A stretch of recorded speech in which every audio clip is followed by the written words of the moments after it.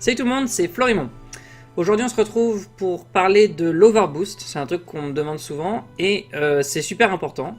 Donc on va vous présenter en détail ce pourquoi c'est important et surtout ce qu'il faut bien retenir c'est que il faut sacrifier aucun de vos personnages parce que vous allez en avoir vraiment besoin. Donc rentrons dans le vif du sujet.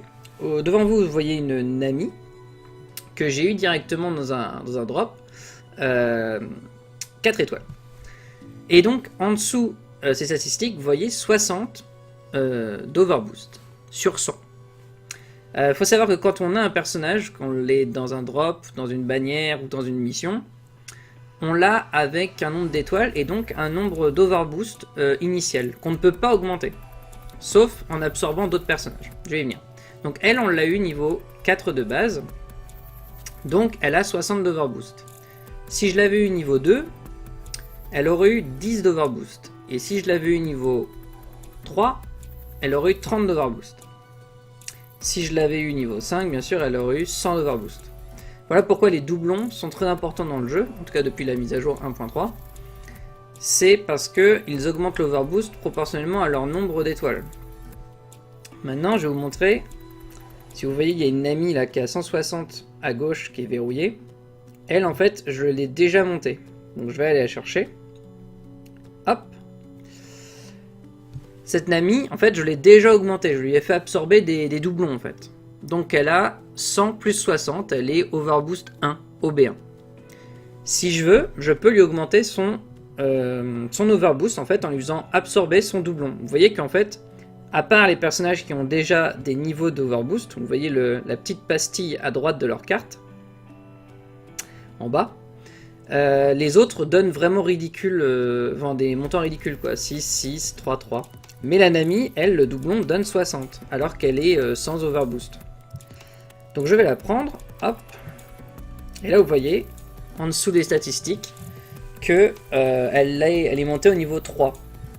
Elle a gagné 60 plus 60, 120. Vous voyez que ses stats augmentent, hein, on gagne 70, on gagne 500 de vie, on gagne 80 de défense et on gagne pas de vitesse, c'est normal. Donc je vais lui faire absorber. Hop, hop. Oui, avec plaisir. Et voilà. Elle augmente. Hop. Alors. Dans un monde parfait, il faudrait utiliser l'augmentation d'overboost au moment où vous passez en victory un personnage. Qu'est-ce que le victory du coup? Un personnage peut monter jusqu'au niveau 50. Vous voyez que ma Nami est niveau 50. Au-dessus du niveau 50, il y a le niveau victory. C'est ce qui pousse en fait au niveau 60. Pour passer victory, vous faites comme avec tous vos personnages. Vous faites le deuxième menu dans le menu de gestion. Et vous allez sélectionner votre personnage que vous voulez passer victory. Imaginons, je prends Nami. Et en fait, il va vous falloir 5 personnages 5 étoiles pour la passer victory. Et en fait, on se rend compte que dessus, il y a aussi écrit sur les personnages le nombre d'overboost. Ce qui fait qu'elle peut absorber l'overboost aussi pendant son évolution. Et donc, généralement, ce qu'on fait, c'est qu'on passe en victory tout en absorbant l'overboost. Puisqu'en fait, sinon, on va gaspiller un personnage 4 étoiles, 3 étoiles, 2 étoiles, qui aurait pu monter en 5 étoiles pour qu'on puisse utiliser un overboost. En fait, il faut bien comprendre qu'on a très peu de personnages. Donc en fait, si vous les gaspillez pour les faire absorber plus tôt que quand ils sont en 5 étoiles, et ben en fait, vous aurez gaspillé un 5 étoiles. Bon, Nami, ça sert à rien de la passer en victory, pour l'instant elle est trop faible. Mais c'est très vrai si par exemple vous utilisez vos personnages très très puissants. Je pense à... Dans cette liste là, il y a par exemple Seiya. Mon Seiya, en fait, il est pas victory, il est 5 étoiles.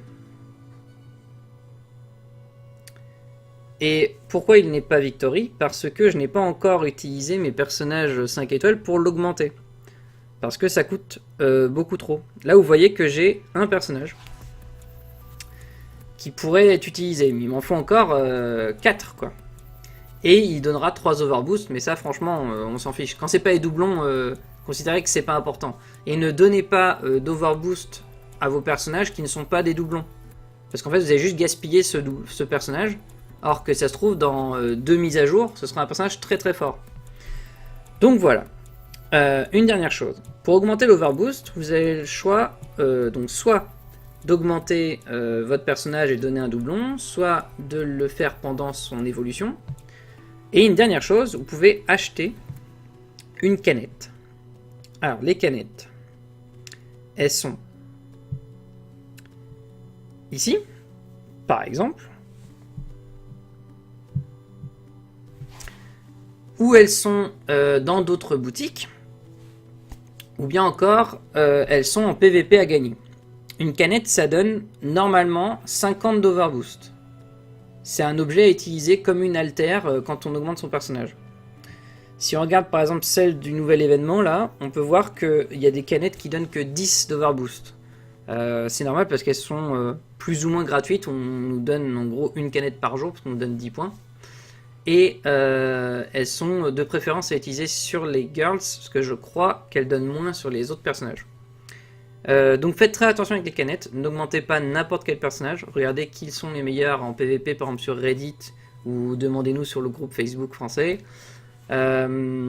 Économisez-les si vous voulez les utiliser sur un personnage très fort qui va arriver plus tard, ou tout simplement si vous n'avez pas de personnage que vous considérez comme étant votre préféré, voilà tout simplement.